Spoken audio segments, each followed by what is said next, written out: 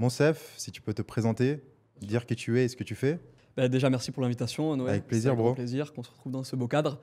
Donc, moi, je m'appelle Monsef, j'ai 24 ans, je suis originaire de Montpellier. Et là, maintenant, ça va faire 3 mois que je suis installé à Dubaï. Et Nice. que je suis dans l'entrepreneuriat et surtout dans le marketing digital, on va dire le business digital. Le business digital, est-ce que tu peux en dire un peu plus là-dessus? Parce que là, ça reste un peu sombre. Ouais, donc là, je me suis mis dans le trading. Ça va faire 2 ans. Anciennement, j'étais militaire. Ouais. Dans ma chambre, je surveillais de près ou de loin les marchés financiers. Je me formais. Je suivais un petit peu sur les réseaux comme tout le monde peut faire. Parce qu'aujourd'hui, on a le droit à l'information un petit peu gratuite.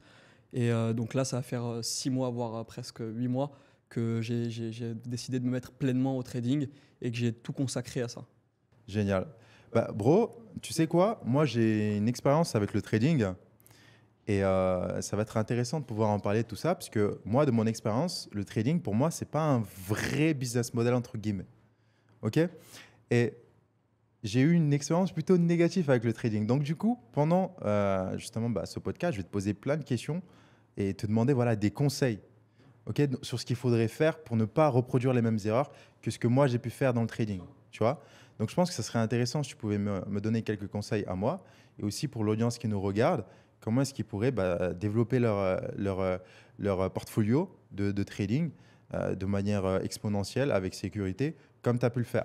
Donc, est-ce que tu peux un petit peu parler de ce que tu fais en termes de trading, les chiffres que tu as pu faire jusqu'à maintenant? Ce serait vraiment intéressant. Ok. Donc moi, c'est très simple. Dans le trading, j'ai généré maintenant, je suis arrivé à un stade où mon capital il s'élève à plus d'1 million d'euros. D'accord. Nice. Donc avant, Brother. moi Fantastique, bro. le travail paye forcément. Ouais. Moi, le conseil et ma vision des choses dans le trading, comment j'aborderai la chose, et de toute façon, dans tous les projets que j'ai pu entreprendre, j'ai réfléchi comme ça. J'ai attendu d'avoir un capital de départ. Et une fois que j'avais ce capital, je me suis dit, OK, bah maintenant je fais ça. Dans le trading, Ok. c'est pareil. Et il faut Ok. faire de manière évolutive les choses. D'accord. Donc respecter de manière vraiment chronologique. On commence avec un certain capital qui est proportionnel à notre portefeuille actuel. Et après, tu laisses au fur et à mesure les choses se fructifier. Tu vois. Ouais. Tu dirais que justement, faudrait investir quel pourcentage justement de son capital? Bah, déjà, ça, il faut comprendre, et là, tu as bien fait de le dire, le trading, c'est un investissement, la bourse. Ça existe depuis la nuit des temps. Tu vois, ça date pas d'hier. C'est quelque chose qui a été dégradé, mais ça existe depuis la nuit des temps. Et donc, ton capital, il faut regarder. Donc, la plupart du temps, moi, pour un investissement en bourse, je dirais 10 à 20% au maximum. Moi. Ok, Si nice. tu as une Nice. situation, etc., et que tu gères bien tes finances, bien sûr. Nice. Bah, tu vois, ça, c'est pas du tout ce que moi j'avais fait à l'époque. Vraiment. J'avais, je crois, investi 30% de mon capital il y a 4-5 années, tu vois, en trading.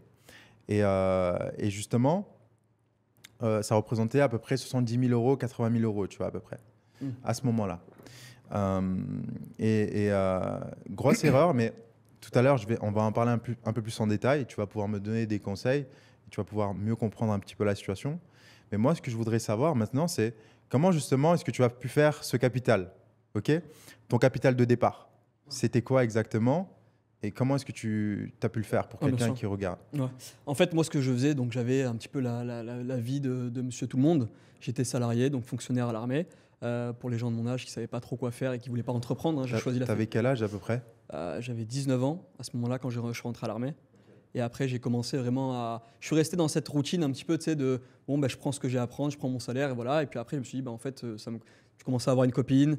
Et puis tu te dis, bon, bah, là, ça change ta manière de vivre parce que du coup, il y a une compagne. Et donc, Ouais. ton portefeuille, il faut qu'il s'adapte.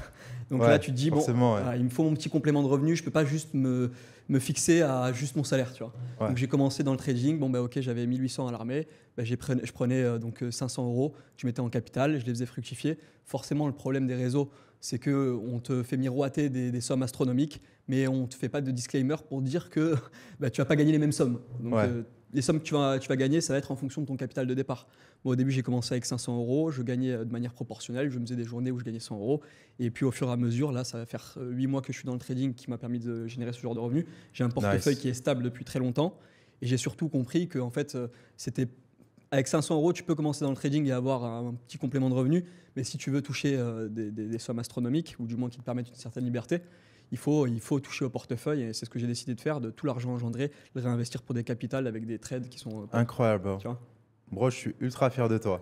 Merci, frérot. De 500 euros de capital de départ à 1 million, C'est incroyable. Ben, C'est incroyable. Dit comme ça, on pourrait penser que c'est facile, mais c'est un travail sur 4 ans étalé. Tu vois ce que je veux Ouais, dire? C'est totalement. pas, le problème, c'est que sur les réseaux, encore une fois, on te fait miroiter des gains et on ne dit pas aussi que ça date pas d'hier. Tu vois? Ouais. C'est pas en un mois que tu t'autoproclames trader et c'est pas en un mois que tu vas devenir millionnaire. Tu vois ce que je veux dire? C'est une consistance, une discipline, une rigueur et c'est quelque chose que tu dois suivre. Et ça, frérot, ça, c'est une qualité qu'il y a peu de personnes ont. Et c'est quelque chose d'extraordinaire. C'est quelque chose qui est absolument nécessaire pour pouvoir réussir en ligne. Bien sûr. Et Ouais, dis-moi. juste par rapport à ta motivation, toi, ce qui t'a fait te lancer, qui t'a motivé au début, c'était ta copine.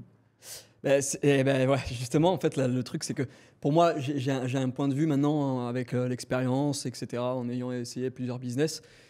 Je vois un petit peu ça, les femmes, comme une distraction, mais ça peut être aussi une motivation pour certains, tu vois.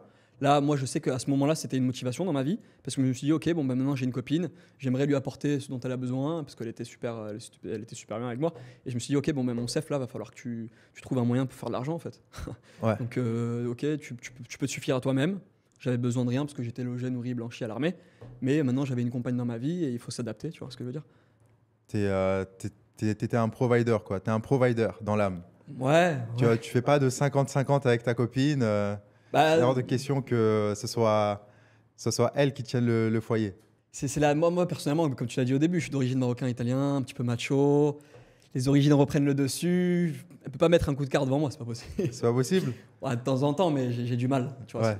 Moi, tu vois, c'est exactement la même chose, on est brother. d'accord. Exactement Tu la vois. même chose. Et justement, moi, je pense que c'est l'une des motivations de la plupart des hommes, en général. Pas que seulement des entrepreneurs, les gens qui ont des business en ligne, etc., mais les femmes, Ouais. tu vois. Parce que c'est justement le drive que tu as quand tu es un homme, l'envie de pouvoir provide, de créer des ressources, que ce soit pour ta famille d'abord dans un premier temps, pour toi, parce que d'abord tu dois t'aider toi pour pouvoir aider les autres. Et ensuite, une fois que tu es bien, pouvoir, d'abord, dans un premier temps, moi, c'est ça que j'ai fait, tu vois. Ouais. Quand j'avais ton âge, tu vois, 23, 24 ans, euh, d'abord, je me suis fait plaisir avec pas mal de femmes. Et là, en ce moment, je suis plus dans un mode où je veux trouver quelque chose de beaucoup plus sérieux, pouvoir faire quelque chose sur plus long terme avec une femme, tu vois. Donc ça, c'est le mindset actuel. Mais la motivation, elle a toujours été la même, les femmes. Mine de rien, ouais, c'est un cercle vicieux, oui et non, tu vois. Comme Ouais. toi, tu as pu le dire, tu vois, c'est une motivation pour toi, comme pour moi. Et il y en a, malheureusement, ils se font distraire, je te jure, et ça, c'est un fléau, en vrai de vrai. Tu as des mecs qui vont faire de l'argent juste pour subvenir aux besoins, et moi, j'ai fait cette erreur-là, tu vois, de ma copine, alors que j'aurais pu investir dans des projets, faire des trucs comme ça. Ouais. Et c'est ce qui est bien, c'est que les erreurs, bah, ça te permet de grandir, et de toute façon, dans l'entrepreneuriat, comme tu peux le savoir, tu grandis de tes erreurs, et si tu fais pas d'erreurs, tu t'en sors jamais, tu vois. Ouais. Donc, on va revenir un petit peu au trading.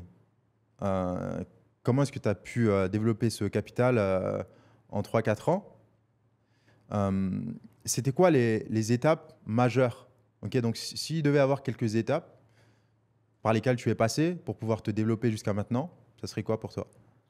La première étape, on va dire que c'est l'étape un petit peu clé où tu commences à t'informer, à comprendre, à savoir où est-ce que tu veux aller, les objectifs que tu te fixes, tu vois. Tu te poses, tu regardes le capital que tu peux mettre et ce que tu souhaiterais engendrer. La deuxième, il faut que tu t'informes, que tu es une sorte de mentor pour moi. Si tu n'as pas de Ouais. connaissances, tu vois, il y a des gens qui ont fait des études dans le trading. Si du jour au lendemain, tu veux te lancer et tu as des gains qui sont faramineux en objectif, tu n'y arriveras jamais seul. Je pense que Donc toi, tu avais un mentor quand tu as. Au bout d'un moment, c'est au bout de combien de temps que tu as investi dans un mentor? moi, j'ai pas investi dans un mentor. Je vais pas Ok. te dire que j'ai payé une formation. Je suivais surtout sur Internet, tu sais, des vidéos de trading. Ouais. Genre vraiment, pour moi, et justement, les gens que je suivais, c'était pas vraiment les mentors que tout le monde pouvait admirer. Moi, j'ai toujours préféré regarder les mecs qui étaient pas trop connus, mais qui apportaient une réelle valeur, tu vois, Ouais. qui t'expliquaient vraiment bien les choses et qui n'étaient pas dans un délire de marketing ou quelque chose où, tu vois, derrière tout ça, tu te disais, bon, bah, ok, mais il est super connu. Est-ce que ça y a une réelle plus-value? J'allais regarder les petits, tu vois, Ouais. qui n'avaient pas trop de communauté derrière, histoire de regarder vraiment la plus-value, parce que eux, ils sont vraiment là pour te montrer quelque chose de réel, tu vois. Ouais, tu allais vraiment vers les experts au lieu d'aller voir chez les personnes qui faisaient le plus de bruit sur les réseaux sociaux, quoi. C'est ça, parce que quand ça fait trop de bruit, tu te dis, bon, bah, en vrai, ok, mais est-ce que c'est concret? Et l'expert, le mec, il a vraiment une valeur à t'ajouter et le mec, il t'a prouvé par A plus B, tu vois, c'est du social proof, donc tu te dis, ok. Et après, donc la troisième étape, une fois que tu as les analyses, tu suis ce qu'on te dit de dire et de faire, tu vois. Tu suis, et après, au fur et à mesure, toi, tu engendres des connaissances, des compétences, et après, tu peux te lancer de manière autonome. C'est comme tout. Tu t'associes avec quelqu'un sur un business, ok, vous apportez une plus-value, puis après, peut-être qu'un jour, tu pourras prendre ton envol, tu vois. Et là, c'est pareil. Ouais. Donc, donc, tu dis que tu suivais des analyses. C'était où à peu près? C'était sur Twitter, c'était sur YouTube. Telegram, Ouais, YouTube. à ce moment-là, c'était YouTube, tu vois. La TikTok, ça a connu une expansion pas mal, tu vois, mais ça essaye de recopier un petit peu le format de YouTube. Mais YouTube, pour moi, c'est la base, tu vois. Une petite vidéo de 6 minutes où tu apprends étape par étape les trucs, c'est top. Ok, ok, c'est top, c'est top. C'est quoi le plus d'argent que tu as gagné en un trade? En un trade, je Ouais, crois que c'était. Après, là, j'avais mis un lot de 5. Pour ceux qui connaissent un petit peu, c'est le taux de risque que tu vas mettre dans le le marché. levier, ouais, Ouais, c'est ça. Et intéressant. je crois que j'avais mis un capital de 5 500 euros. Et je crois que j'avais fait x10, je crois. Et puis là, ouais, 50 000 en un je trade. te jure, je me suis dit, Incroyable, non, je me bro. suis dit, c'est réel. Là, je me suis dit, ok, il y a quelque chose à faire. Ouais, Prendre des risques, mais avec modération, tu vois. ouais, ouais, Et là, je me suis dit, ok, non, je pense que là, il y a quelque chose à faire. ouais. Mec, c'est incroyable, 50 000, bro. Ouais, ouais, franchement, bah, déjà, tu peux entrevoir des projets avec 50 000, tu vois. Ouais, Tu peux te dire, ok, bon, bah là, je peux commencer à acheter une voiture, à investir dans ça, dans ça. Là, tu peux être un petit peu plus serein, tu vois. ouais. T'as pu... Qu'est-ce que tu as fait avec, du coup Donc là, c'était vraiment ton plus gros gain. Donc Ouais, c'était en il y a trade. un an. Ouais. Et c'est sur ça que tu as construit ce capital de 1 million maintenant, donc ton portfolio de 1 million. Euh, Ton portfolio, il est divisé comment en termes d'investissement? Tu as investi sur quoi exactement? Bah, justement, ça, c'est important, tu vois, l'investissement et de leur expliquer aux gens qu'il ne faut pas s'éparpiller parce qu'ils n'ont pas de connaissances de base.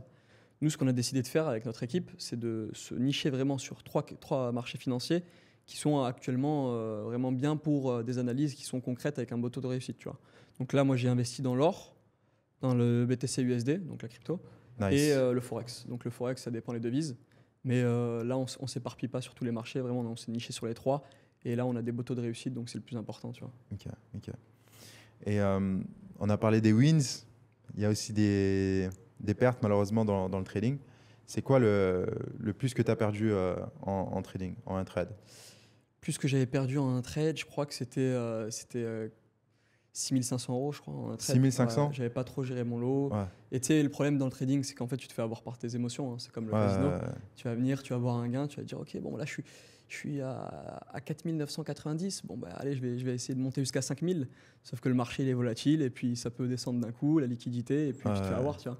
Et ça, tu vois, c'est incroyable. Tu vois, parce que toi, en fait, maintenant, je pense que tu as vraiment l'expertise de pouvoir, du coup, enseigner à d'autres personnes, de pouvoir aider d'autres personnes à se développer en trading. Parce que moi, par exemple, pour tout te dire, tu vois, en trading, j'ai perdu 70 000, tu vois, en trading. Ah ouais, ouais, quand même. Tu vois, toi, tu me dis, tu as perdu juste 5 000. Moi, je me dis, OK, ça veut dire que toi, tu as le schéma de pensée, tu as les stratégies bien plus poussées que ce que moi, j'avais, tu vois, par exemple. Et, euh, et ça, c'est extraordinaire. Donc, s'il y a des gens qui veulent se lancer en trading, qui veulent se développer en trading, allez lui envoyer un message directement sur Instagram. Peut-être qu'il aura quelque chose pour vous. C'est le but là, justement. En fait, moi, comme je t'ai dit quand on parlait avant, c'était vraiment de redorer un petit peu le blason du trading, tu vois. Le problème, c'est que là, c'est devenu, ça a été dévié totalement de son prestige, hein, parce que le trading à la base, c'est Wall Street, c'est les costumes cravates. Là, maintenant, tu as des mecs qui te font des pubs en claquettes chaussettes, tu vois, et pour promouvoir le trading. Moi, je trouve ça assez dingue. Et c'est ce que j'essaye de refléter, tu vois, d'être toujours propre sur moi, de montrer aux gens avec un beau discours, parce que c'est le but. Ouais, Tu vois, ce qui est important là, c'est vraiment si tu apportes une valeur gratuite, il faut aussi apporter de la transparence. Tu vois, tu peux pas venir et dire d'une personne que c'est un idiot parce qu'il a mis 30 000 euros dans le trading, ouais, mais si tu lui proposes quelque chose de gratuit, et au moins la décence de lui dire qu'en fait il fait une erreur là. Tu ouais, vois, demain si tu vas totalement. voir ton banquier et que tu vas lui proposer de lever 100 000 euros, enfin un prêt à 100 000 euros, il va regarder ton compte et enfin il va te demander tout un détail avant de savoir si tu peux l'élever 100 000 euros, sinon il sait que tu vas te mettre dans la merde. Ouais, Bah là, c'est pareil dans le trading, ouais, tu vas pas laisser la personne déposer un capital faramineux qui ouais, ne correspond pas à son budget initial ouais. pour qu'il génère ses premiers revenus, tu vois. Enfin, moi perso, je trouve ça dingue. Et ça, je sais que c'est justement c'est l'un de tes critères principaux. Quand tu aides quelqu'un, tu fais vraiment attention à ce qu'elle ait le bon capital pour pouvoir investir et qu'elle investit assez par rapport à son capital total. Ah bah c'est ça, parce que il faut aussi prendre conscience que derrière tout ça, tu vois, tu as peut-être des personnes qui sont pères ou mères de famille, que c'est peut-être leurs dernières économies, ou que ça peut la mettre en péril financièrement. Donc en fait, c'est pas un jeu. Tu vois, tu apportes une analyse, un accompagnement. Donc tu es vraiment là, toi, pour l'aider, la personne. Il faut se dire aussi tout ce qu'il y a derrière. On est sur quelque chose quand même qui est risqué. C'est comme du pari sportif ou des casinos, sauf que ça existe depuis la nuit des temps avec une réelle analyse et une expertise. Ton argent, il y a des risques, oui et non. Tu vois, justement, tu as un stop loss, tu as un take profit qui te permet de jauger la gestion du risque. Donc ça, c'est top à partir de là. Bah bro, c'est super intéressant ce que tu dis, mais je pense que quand même, en tant que jeune Italien marocain, les gens, quand ils te voient parler, quand ils voient ta vibe, ils se disent pas que voilà, que tu es un mec qui a autant d'expertise. En tout cas, dans le domaine du trading, parce que c'est un domaine, la plupart du temps, quand tu vois les mecs qui font du trading, tu vois des mecs avec des lunettes, tu vois des mecs, des geeks un petit peu, tu vois. Ils ont le profil du geek, alors que toi, tu as le profil du BG, bien propre sur lui, stylé. Et du coup, j'ai envie de te demander, bah, comment est-ce que tu profites de ces revenus que tu as maintenant, donc du statut que tu as maintenant, parce que tu es passé de 500 à 1 million maintenant. Donc, comment est-ce que tu profites de tout ça au quotidien? Il est comment ton quotidien actuellement? Bah, moi, on va dire que je suis un fêtard, mais avec modération, tu vois. C'est-à-dire que moi, j'ai une gestion de mon argent personnel. Je fais super gaffe, j'essaie d'investir. Moi, j'ai plusieurs motivations, comme je pense tout le monde. Je veux d'abord un petit peu aider ma famille, mes proches. Avant de me faire plaisir à moi, je me suis énormément fait plaisir ces dernières années, tu vois. Parce que mine de rien, avant, j'étais promoteur à Ibiza, j'ai fait de la télé, j'ai un petit peu tout essayé, tu vois. Et là, Nice. maintenant, je veux un petit peu mettre mes proches à l'abri, on va dire.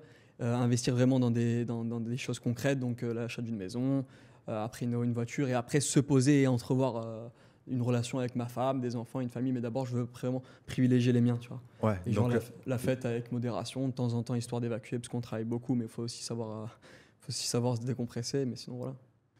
et tu vois, tu m'as parlé de Ibiza, promoteur. Tu peux parler un petit peu de comment c'était? C'était quand pour toi? C'était Ibiza, c'était l'année dernière, du coup, parce que j'étais encore à l'armée l'année dernière, et c'était les vacances. Ouais. Du coup, je suis allé à Ibiza le temps de 1 mois et demi. On m'a proposé de promouvoir des événements à Ibiza. Et je me suis dit, why not? C'était une belle expérience, tu vois. C'est toujours de l'expérience de prix, ça te permet de regarder. Et ce que j'ai bien aimé d'Ibiza, en fait, c'est que tu closais les gens en réel et toujours de ton téléphone. Moi, tu vois, je suis vraiment un téléphone addict à faire de l'argent avec son téléphone. Je trouve que c'est vraiment un glitch. Genre, tu as un téléphone, tu peux faire de l'argent, autant le faire. Et tu n'es pas dans un bureau. Moi, j'ai déjà travaillé dans des bureaux, j'étais dans les assurances aussi. Ouais. J'ai entrepris dans les énergies renouvelables, au téléphone, à faire signer des devis. Et genre, j'ai compris que je ne le voulais plus, ça. Je le Ouais. voulais plus, tu vois. Ouais. Enfin, je sais pas ce que tu en penses, toi, mais Ah, bro, moi, j'ai pas beaucoup travaillé, tu vois, pour un patron, pour quelqu'un. Mais ce que j'en ai retenu, c'est que j'ai tout de suite su quand je suis rentré dans le salariat que ça allait pas être quelque chose de viable pour moi, tu vois. Tu vois, je suis un Renoir, je fais 1m92, je fais 100 kilos. J'ai tout de suite vu que ça allait pas être les mêmes opportunités que d'autres personnes. Ok, parce que je ne présentais pas de la même manière. Donc, pour moi, l'entrepreneuriat, c'est vraiment et avant tout un moyen de pouvoir me mettre à l'abri. Parce que quand j'ai eu 18 ans, je suis sorti 17 ans, je suis sorti du lycée, j'ai commencé la fac, j'ai commencé les études. J'ai bien compris que la vie, elle n'allait pas être facile, tu vois. Genre, et surtout, si je suivais un job classique, gagner 2000 euros par mois, 2500 euros par mois, avec ça, j'allais vraiment, vraiment avoir un quotidien qui allait être pourri, tu vois. Tu vois. Donc, l'entrepreneuriat, c'était vraiment... C'était soit ça, soit rien du tout, pour moi, littéralement. parce que justement, là, je vais rebondir sur ce que tu disais là. Ouais. Tu disais 2000 euros, etc., on ne vit pas. Justement, est-ce que toi, tu penses qu'avec 2000 euros, on peut vivre? Parce que moi, personnellement, je pense Ouais. qu'avec 2000 euros, clairement, tu es dans la survie. Genre, Ouais. je sais pas ce que Ouais. tu en penses, toi, mais. Bah bro, peut-être ça va choquer un petit peu les gens qui regardent, tu vois, mais pour moi, le minimum pour vivre aujourd'hui en 2024, c'est 20 000. Oh, 20 000, ouais. 20 000. Genre 20 000 avec. Où tu t'es situé où avec 20 000? N'importe où. Ah ouais? N'importe où. Frère, j'ai vécu en Colombie, c'est en Amérique latine, c'est un pays pauvre. Mais bon, évidemment, avec 10 000, tu es très bien aussi. Ouais. Mais avec 20 000, tu peux mettre de côté Tu peux faire plaisir à ta famille, pour moi, ce qui est le plus important. Tu peux prendre des beaux apparts, tu peux prendre des belles voitures si c'est ça qui te plaît. Moi, c'est pas vraiment mon truc. Moi, c'est plus les apparts. Mais surtout, avec 20 000, en fait, c'est plus l'aspect sécurité dans l'argent qui me plaît, tu vois. Je sais que si j'ai une connerie au niveau de la santé, je sais qu'avec l'argent, ça peut se résoudre assez facilement, tu vois. Et pareil pour ma famille. Si quelqu'un est malade, tu vois, moi, je suis congolais, je suis africain, j'envoie souvent de la famille au bled, tu vois. Je Ouais, pense que toi aussi, tu vois, ouais, tu es pareil, ouais, la marocain. même. Donc, avoir ce capital de côté pour pouvoir aider en cas de besoin, c'est extrêmement important pour moi. Donc 20 000, tu dirais que c'est combien, toi, le capital qu'il faut? Moi, je pense qu'il y a plusieurs facteurs à prendre en compte, tu vois. Ouais, Si c'est 20 000 récurrents, si c'est 20 000, tu vois, à la commission, ça dépend. Mais pour moi, ça dépend aussi si tu es marié, etc. Mais si tu es seul et que tu n'es pas trop gourmand de la vie, tu sais, ouais, on va dire ouais, 15 000. 15 000, ok. 15 000 tu es dans un beau cadre, tu es plus stressé, un business qui tourne, 15 000, tu peux vivre sans te priver, on va dire. Tu comptes pas, mais tu fais gaffe, tu vois, c'est le juste milieu. Ouais, C'est parce que t'as vraiment les mecs riches qui ne comptent pas, c'est-à-dire qu'ils vont prendre un truc à 10 000 euros et ils s'en foutent. Et tu as les autres qui sont aisés, mais quand même une dépense à 2005, tu vois, ça va les impacter si tu fais 20 000. C'est vrai. ouais. Donc ouais, 15 000, c'est bien, je pense. Tu vois, par rapport à ça, pour moi, en tant qu'entrepreneur, tu peux pas juste rester au même stade de revenu. Genre en mode, si tu es actuellement à 15 000, tu peux pas prévoir que dans 5 ans, c'est OK pour toi de toujours rester à 15 000. Ouais, je suis d'accord. Parce que littéralement, il y a des cycles dans l'entrepreneuriat. Le business en ligne, ça évolue constamment. Le marché se renouvelle. C'est-à-dire que les personnes qui sont à 15 000 aujourd'hui, dans 3 mois, dans 6 mois, il y a des personnes, il y a des concurrents qui vont venir dans les mêmes marchés et qui peuvent les remplacer. Pour moi, l'argent, c'est vraiment quelque chose qui te fait gagner du temps. C'est pour ça qu'il y a pas mal d'entrepreneurs, je pense qu'on les connaît tous, qui sont à Dubaï, qui ont eu affiché des lifestyles qui sont incroyables, des Lambeaux, peu importe, des penthouse, et qu'au bout de 2 ans, 3 ans, 4 ans, ils retournent en France parce que l'argent leur a fait gagner du temps, en fait. Mais ils n'ont pas su rester au top level et ils sont retombés, tout simplement, ils se sont fait remplacer par d'autres personnes. T'en penses quoi de ça, brother? Bah, moi, je suis d'accord avec toi en vrai. Tu stagnes d'un certain montant, tu as Ouais. envie de faire plus parce que tu vois que lui il fait plus, tu vois. Ouais. Et c'est aussi ta détermination et ton mindset, tu vois. Mais Non, surtout, tu peux pas stagner. bah oui. Parce que si tu stagnes, tu vas te faire remplacer, en fait. C'est soit tu montes, soit tu descends. Pour moi, ça, c'est ma vision, tu vois. Parce que, bro, imagine là, pendant 2 ans, tu restes bloqué à 1 million de portfolio, frère. 1 million de portfolio. Mais en fait, la réalité, c'est que tu peux pas rester à 1 million de portfolio. C'est pas possible. Parce que si jamais il y a un trade qui passe mal, tu descends, je sais pas, tu perds 200 000, 300 000. Tu fais comment? Après, ce qui est bien, c'est que justement, tu sais, quand tu as acquis des compétences, etc., tu sais que tu peux Ouais. toujours te relever et faire de l'argent, tu vois, Ouais. dans ce genre de domaine quand tu es bien expertisé. Mais je suis d'accord avec toi que jamais il faut se contenter de ce que tu as. Et puis, il y a toujours des mecs qui font plus. Et comme tu l'as dit, tu vois, ça évolue constamment, l'inflation, etc. Donc, forcément, tu dois t'adapter, gagner plus. Donc, en fait, ouais, c'est un cercle vicieux, tu as raison, en fait. Pour moi, tu dois constamment être au top du niveau, tu vois. Ouais. Tu peux pas juste prendre 2, 3 années de pause et pas améliorer tes stratégies, pas améliorer tes services, ce que tu fais. Moi, je suis dans le domaine du coaching en ligne, donc j'aide des coachs, des infopreneurs à scaler leur business. Je peux pas me dire demain, pendant 3 mois, pendant 6 mois, je vais pas améliorer les services que je propose à mes clients. Ouais. Je peux pas me dire, je vais pas améliorer mes stratégies, changer mes stratégies, les renouveler. Parce que demain, il y a un concurrent qui va apparaître avec les mêmes. Actuellement, même, je te dis, tu vois, il y a beaucoup de concurrents qui essayent de copier ce que je fais. Mais moi, je suis serein parce que déjà, de base, j'ai un service qui est extrêmement difficile à copier. La barrière à l'entrée, elle est extrêmement haute. Ouais. Donc, du coup, je les vois, je les regarde me copier et tout. Ça me fait rigoler un petit peu, pour être honnête avec toi. Mais en même temps, je ne peux pas me reposer sur mes lauriers, tu vois.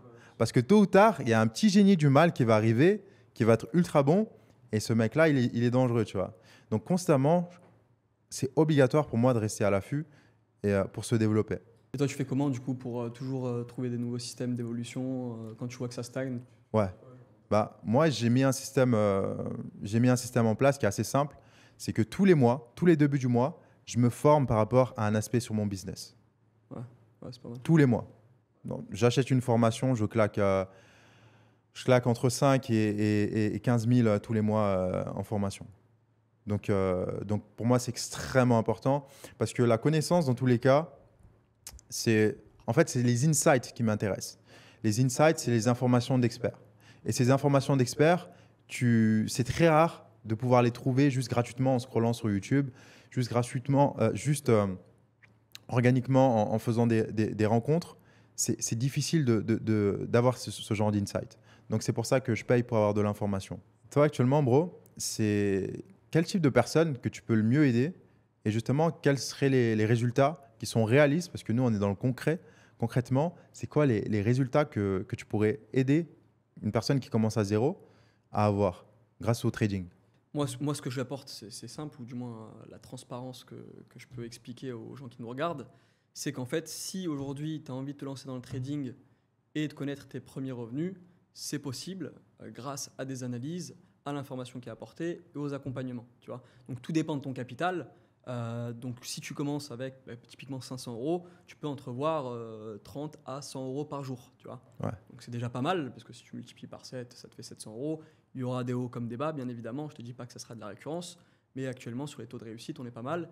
Et tu peux connaître vraiment un complément de revenu qui est super correct. Quand tu regardes ton téléphone, tu suis des analyses qui sont fournies. C'est une opportunité incroyable, frère. Quand tu regardes en vrai de vrai, c'est ça le problème. C'est qu'en fait, comme j'ai dit au début, le trading, ça a trop été entaché. Ça a trop été. Maintenant, c'est quelque chose qu'on assimile à une notion péjorative, le trading. On dit trading, scam. Non, et ce qui est fou, c'est que c'est comme ça que toi, tu t'es lancé. Ouais, c'est comme ça que tu t'es développé. C'est ça. Moi, je me suis dit, bah vas-y, tu sais quoi. J'ai toujours kiffé me mettre des challenges, des objectifs. Et là, je me suis dit, bah tu sais quoi, le trading, bah, je veux vraiment avoir une renommée à mon échelle, tu vois. Mais vraiment une renommée où je me dis, bah vas-y, lui, c'est le mec qui a expliqué à toutes ces personnes que le trading, c'était possible. Et voilà, des testimonials, des trucs comme ça, où je montre aux gens que c'est réel et que vraiment, il faut rendre au trading ce qui lui appartient. Tu vois. Dans mes vidéos, c'est ma devise, rendre au trading ce qui lui appartient. Nice, bro. C'est magnifique, brother. Là, ça fait combien de temps à peu près que tu habites à Dubaï? Là, ça va faire 3 mois. Là. Ça fait 3 mois que j'y suis. Je compte clairement m'installer. Ouais. Et voilà, on a suivi comme tout le monde sur les réseaux, le lifestyle, on regardait. Et là, on s'est dit, on se jette dans le grand bain. Voilà. Ouais. On s'est fait avoir comme tout le monde, hein, les belles femmes, les belles voitures. Les impôts, c'est important aussi. Les impôts et surtout le train de vie. Hein. Le train de vie? Ouais, le train de vie, tu es un gros fêtard, comme tu peux le savoir. Je me suis dit, je vais me faire avoir ici. Ouais. Bah, raconte-moi un petit peu, bro. C'est quoi les trucs que tu as fait qui sont un peu olé à Dubaï? Tu t'es fait plaisir, j'ai entendu. Bah ouais, j'ai montré sur une vidéo. Sur une vidéo sur Instagram. Je me suis fait le petit plaisir de m'acheter 2 Rolex. De toute façon, nice. Je l'ai mis sur Telegram. Parce que après on travaille mais il faut savoir se faire plaisir et tu vois, pour moi l'achat d'une Rolex c'est pas juste tu montres, hein, c'est surtout symbolique, c'est en mode ok c'est le moment où j'ai été game changer dans mon business et j'ai décidé aujourd'hui de me faire plaisir et d'avoir ce petit truc symbolique, tu vois. Ouais. Et là aujourd'hui les anecdotes folles que j'ai pu vivre, c'est surtout le networking, ouais. Tu rencontres des gens du jour au lendemain qui pèsent des millions et des milliards et tu te dis ça va trop vite en fait. Et ça vraiment ça te motive au quotidien à step up, à te donner encore plus sur ton taf et aussi à profiter encore plus avec les soirées, avec tes potes aussi, avec ton entourage. C'est ça, forcément tu as toujours envie de step up, ce qu'on disait avant là, ouais. Sur le fait de jamais stagner, etc. Quand tu vois en fait, si tu veux être là et tu veux te laisser mourir à 15K et il y a des mecs à côté qui brassent 100K, la meuf, c'est impossible à Dubaï, mec. Bah ouais, c'est impossible. T'as la réalité en face de toi. Si tu veux des belles femmes, malheureusement, tu t'es dans une prison où tu te dis en fait, faut que je brasse parce que sinon elle va aller voir le mec d'à côté. Et elle s'en fout hein, que tu t'aies des facettes ou que t'es ci ou ça. Elle, ce qu'elle regarde, c'est ton portefeuille ou la voiture que t'as, tu vois. Et ça, c'est la triste réalité que j'ai connue à Dubaï. C'est comme ça à Dubaï, vraiment? Moi, de ce que j'ai pu voir, je suis sorti 6 fois en boîte, dans des beaux endroits, ouais. Et à chaque fois c'était la même rengaine, tu vois, tu parles à la meuf, ça te parle que argent, ça, tu prends son Insta, t'es content, tu te dis putain j'ai été bon, et au final la meuf elle commence à te parler de beach club alors que ça fait un jour que vous vous connaissez, et puis après elle veut faire ça, et après tu lui proposes le beach club et la boîte et après elle est pas contente. Ici les standards ils sont tellement élevés. Mais est-ce qu'il n'y a pas moyen, bro, de pouvoir conclure avec la meuf avant d'investir dans le beach club, avant de claquer un petit peu de billets sur elle. Le problème, c'est que la femme ici à Dubaï, elle veut que, je fais pas une généralité, hein, peut-être qu'il y a une minorité qui existe, mais ici, elle veut que tu prouves.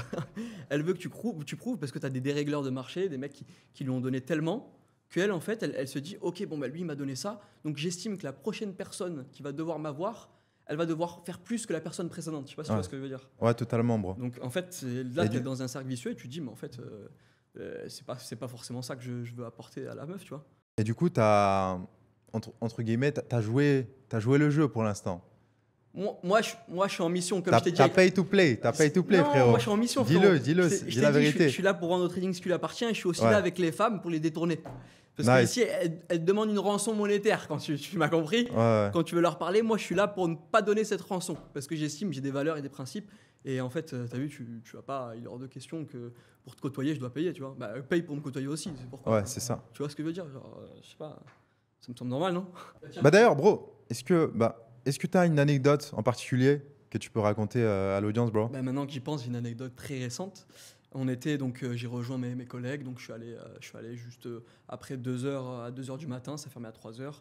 J'avais un petit rendez-vous avec un pote à moi, j'y suis allé, j'ai rejoint des collègues au Rasputin Dubaï, je sais pas si tu connais, c'est une franchise qui existe à Paris, maintenant ils sont à Dubaï, que des belles personnes, des mecs qui pèsent et des femmes incroyables les unes que les autres. Tu deviens fou dans ta tête, tu te dis mais en fait est-ce qu'il y en a une qui peut être moche, les gars? Tu te dis ça, et j'arrive, donc la soirée elle se fait, bon, il y a des femmes à la table, etc. Et là, j'ai mon collègue qui me dit regarde, il y a la femme que tu as côtoyée. Donc, c'était une Biélorusse que j'avais côtoyée. Ah, les Biélorusses, mec, elles sont merveilleuses ici. Hein. Les meufs de l'Est, c'est une dinguerie. Elles sont incroyables, bro. Et j'avais pris son Instagram il y a une semaine de cela. Donc, au Rasputin, toujours le même endroit. Elles sont partout, les Biélorusses. Ah, je te jure. Et là, je la vois. Il me dit regarde, elle est là. Je la vois, je lui fais un grand sourire. Je lui dis viens.